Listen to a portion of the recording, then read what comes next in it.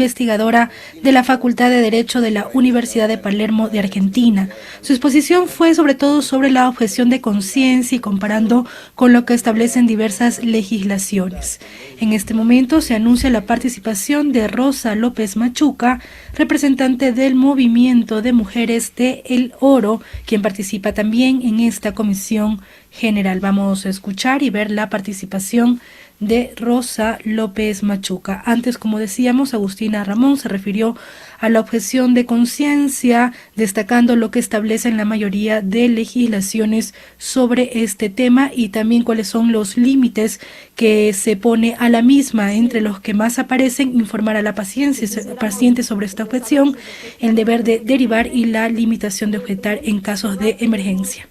Ya se escucha esta nueva intervención. A los señores y señores asambleístas por permitirnos estar en este momento tan importante para el ejercicio de los derechos humanos de las mujeres. Nosotros estamos conscientes, las que tenemos muchas décadas luchando por esto, que ninguno de los derechos que hemos conquistado en nuestro país y en el planeta nos ha sido dado gratis, sino que al contrario han constituido todo un proceso de luchas, de resistencia, de posicionamientos, de diálogos justamente como este, para poder decir por qué motivos, por qué razones, desde nuestras vidas, desde nuestros cuerpos, poder hacer una explicación clara sobre lo que hoy le toca hacer a nuestro espacio que tiene que legislar en base a una resolución que la Corte Constitucional ha establecido, pero sobre todo en base a la vida, a la historia, a los cuerpos de las víctimas de la violencia sexual. En este momento hay cientos y miles de mujeres en el país y en otros países incluso que están afuera de la Asamblea Nacional, que están en las redes sociales, que están hablando sobre este tema y que lo estamos hablando porque pensábamos que el trabajo que hicimos en la Asamblea de Montecristi, los grupos organizados sociales, porque esa votación por una norma constitucional nueva con más del 80% de la población a favor, porque esa definición del Estado como un Estado laico, como un Estado de derechos, abría las puertas para una legislación más justa, para una legislación reparadora. Hablamos desde el sur de este país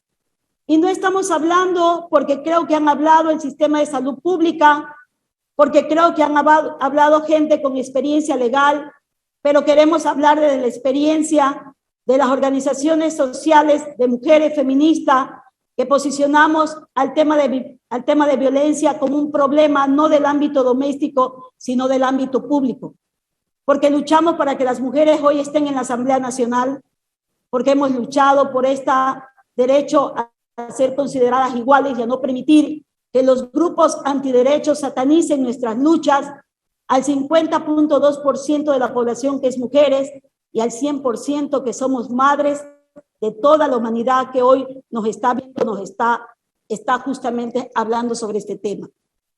Queremos recordarle al Pleno de la Asamblea algunos principios que rigen el desarrollo de este trabajo, particularmente relacionado con aquellos que tienen el deber ser de proteger los derechos de las niñas, adolescentes y mujeres sobrevivientes de la violencia sexual, que en nuestro país representan casi un 40% de las mujeres en el Ecuador, y que no necesariamente ese cerca de 40% de mujeres que viven violencia sexual caminan a un proceso judicial que, por las características que este tiene, implica una justicia que demora y una justicia que tarda, no es justicia, y que no más de un 30% de las sobrevivientes de la violencia sexual toman la decisión de continuar con un proceso judicial para acceder a un sistema judicial que no repara, sino que establece un número de años que no cambia la condición de vida en la que yo me encuentro una vez que la violencia sexual ha tocado mi cuerpo, ha tocado mi territorio. Seguramente algunas de las personas que nos están escuchando podrán interpretar de mejor manera esta situación. No hay la suficiente comprensión de lo que significa haber vivido en el cuerpo de una niña, de una adolescente, de una mujer, una violencia sexual generada por un padre, por un hermano, por un padrastro, por un tío, por un primo, por un compadre, por un círculo familiar íntimo que me engañó, que me presionó, que me amenazó, que hizo de todo para poder ser yo y convertirme en una víctima de violencia sexual.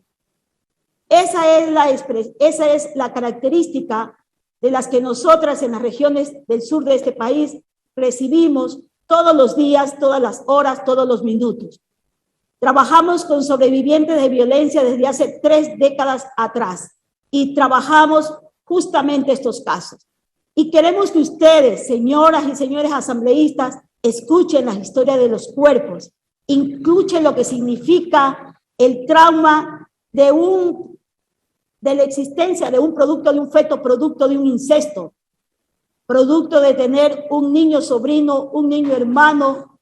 un niño que pertenece o una niña que pertenece a ese círculo familiar. Y decirles sobre todo que actualmente el Estado obliga a las mujeres a continuar con un embarazo no deseado, pero que la sentencia 3419 de la Corte Constitucional, la propuesta de legislar una ley para despenalizar el aborto en casos de violación, no obliga a nadie a abortar, no obliga a nadie a abortar, a diferencia de lo que actualmente está sucediendo. Lo único que hace es garantizar la seguridad, la protección, la humanización de los servicios para las sobrevivientes de violencia, sean niñas, sean adolescentes o sean mujeres, que decidan tomar la decisión de interrumpir su embarazo producto de la violencia sexual. Este es un principio fundamental que necesitamos que la Asamblea lo escuche justamente con la propiedad del caso. Queremos además recordarles que hay países como Uruguay, como Cuba, como las Guyanas, como Puerto Rico, que no penalizan el aborto en ninguno de los casos, y que hay países hermanos como Argentina, como Chile, como Colombia, como México, Brasil, que sí despenalizan el aborto en casos de violación, y hay países como Bolivia que incluso despenalizan el aborto por condiciones socioeconómicas. Y en ninguno de estos países encontrarán filas de mujeres buscando hacerse los abortos como se ha querido estigmatizar en nuestro país, indicando que las mujeres somos criminales, que las mujeres estamos en contra de la vida, cuando somos justamente nosotras las que todos los días trabajamos por el derecho a una vida sin violencia. Y ahí el Estado ecuatoriano tiene una deuda intergeneracional, tiene una deuda histórica. El Estado no ha reparado. La Asamblea, el gobierno central, los gobiernos locales, el sistema de justicia no ha trabajado lo suficientemente proactivamente, lo suficientemente creativo, con compromiso, con empatía y con solidaridad para erradicar de manera definitiva todas las formas de violencia basada en género, en femicidio y en trata. Eso provoca que hoy estemos hablando de una ley que cuando cambien las condiciones de la cultura patriarcal, de la violencia estructural, estoy segura que situaciones como esta no serán necesarias hablarlas porque habrá el suficiente empoderamiento, autonomía de las mujeres en los distintos territorios. Crearle requisitos para poder acceder al aborto por el causal de violación es no conocer el territorio nacional. Somos un país con enormes y profundas brechas en cada uno de los territorios y la política pública debe responder a esa diversidad. No vamos a encontrar ni el mismo sistema de salud pública, ni el mismo el sistema de justicia en cada uno de los territorios para poder acceder de una manera adecuada, como pretenden algunos grupos antiderecho, colocar trabas para una víctima de violencia sexual que con esta ley está accediendo a la reparación que el Estado le debe. Es importante también establecer que tenemos suficiente evidencia y casos y testimonio de víctimas de violencia que no supieron desde hace qué tiempo habían estado ya con un producto dentro de su vientre, porque no necesariamente sucede que hay un solo acto de violencia sexual en su cuerpo. Hay niñas, hay adolescentes que han vivido 1, 2, 5, 10 años bajo la violencia sexual permanente de su círculo familiar. Entonces es necesario revisar y plantear esto, y por ello llamamos una vez más, en nombre de nuestras compañeras que están en este momento en los diferentes territorios, levantando su voz de lucha, decirles a ustedes que estamos resistiendo, que vamos a resistir, que nuestras tatarabuelas, nuestras bisabuelas, nuestras abuelas han generado una memoria histórica y han trasladado de generación en generación el conocimiento suficiente para tomar decisiones responsables, porque las mujeres somos responsables. Cuidamos la vida, protegemos la tierra, protegemos la familia, trabajamos más que los demás, 23 horas más cada semana, y por lo tanto las mujeres en este país y en el mundo entero vamos a seguir tomando las decisiones que sean necesarias, y hoy le pedimos a la Asamblea que contribuya a este reto histórico, a que haga historia, a que levante una voz común, inclusive lamentamos muchísimo que se hayan incorporado otros puntos a este orden del día, porque queremos hoy que estos 137 asambleístas, hombres y mujeres, revisen, lean y sobre todo abran su corazón a los cientos de casos de violencia sexual que cada semana ocurren en este país, al sinnúmero, a los cerca de 200 casos de femicidio que en el país se dieron en el año 2021, muchos de los cuales tenían como antecedente